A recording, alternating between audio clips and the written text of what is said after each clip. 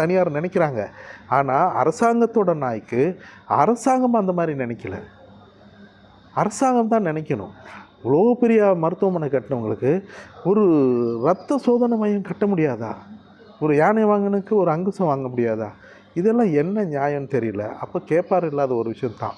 அப்போது ரத்த பரிசோதனை பண்ணியிருந்தாங்கன்னா நிச்சயமாக என் பாப்பா இறந்துருக்க மாட்டாள். அவ்வளோ அழகாக இருப்பாள், ரொம்ப பாசமாக இருப்பாள்.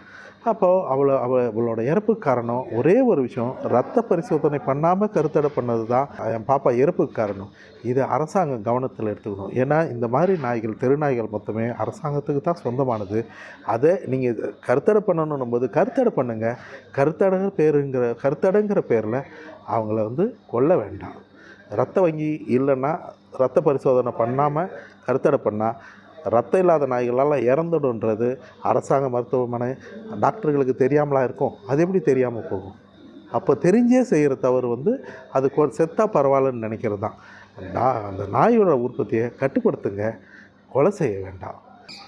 முக்கியமான விஷயம், இப்போ அதுக்கு எனக்கு பாப்பாவோட பாப்பா தவறிட்டதை தாங்கிக்க முடியாத மாட்டுப் பொங்கல்லேருந்து எனக்கு சந்தோஷமாக இல்லை.